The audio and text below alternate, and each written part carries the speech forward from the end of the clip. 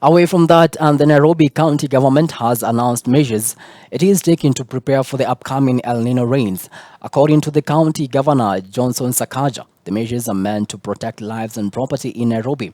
The Kenya Meteorological Department last month warned of heavy rainfall across the country from October to December owing to the El Nino climate phenomenon. Here's Alice Diana with the report. With the impending El Nino rains raising concerns about potential floods, landslides, and other natural disasters that will impact Nairobi City and the country at large, Nairobi County has today launched Nairobi's El Nino preparedness plan. According to Nairobi Governor Johnson Sakaja, drainage problems are caused by several problems, including inadequate and ill-maintained drainage, encroachment on river reserves, and building in places where flooding is quite predictable. While launching the preparedness plan at Uhuru Park grounds, Nairobi Governor Johnson Sakaja said the first measure they have put in place is the timely unclogging of the city's drainage. I want to give instruction today, clearly, to the sub-county administrators, to the ward administrators, and to the inspectorate team, security and compliance. Wale watu wamejenga kwa mitaro, wameka makiosk kwa mitaro, wameziba na construction zao, wameka containers. Sitaki kuziona, muzitoe kuanzia leo. The second main step the county boss announced is a full and thorough review of the county's planning and enforcement. Clearing our drains, I hardly need to emphasize this, means that water can flow quickly and clearly. That lowers our risk of flooding.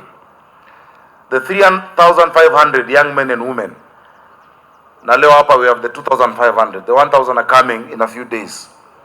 Environmental officers, this is the work that we begin immediately. We have mapped out the hotspots for Nairobi County and the disaster hotspots, ambapo we know we'll have a challenge during El Nino. We're going to publish that in the newspapers and in the media for the people of Nairobi to know the areas that need to be avoided.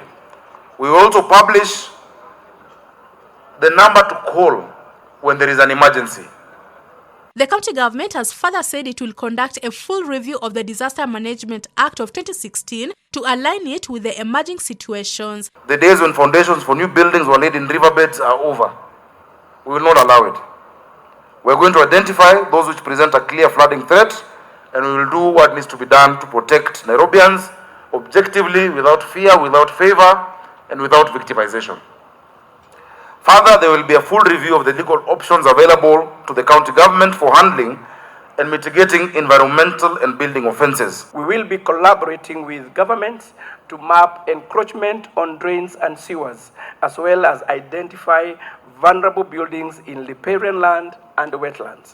We want to urge the public to cooperate with authorities so that those in buildings and areas identified as risks areas can be evacuated and reduce the likelihoods of injuries and fatalities. Sakaja also unveiled the recently recruited Green Nairobi team, which will be deployed to all 17 sub-counties to work on clearing drainage and other environmental maintenance immediately ahead of the El Nino season. And we will offer certification courses and establish a disaster management center of excellence in Nairobi County. At the same time, Sakaja flagged off environment trucks, fire engines, and ambulances to be used during the El Nino period and undertook the flushing exercise at the anti-malaria drainage site along the Uhuru Highway. There are certain values that we take very seriously as a county government. One of those values is discipline. Sijui kama tunaelewana? Discipline.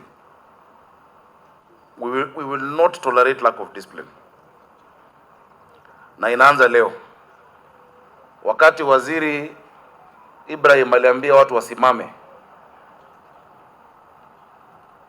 ili mseme usafi, ilikuwa nini? Usafi wa jiji jukumu langu. I saw two gentlemen who didn't stand up there. Ian Maina and Idris Mwilu.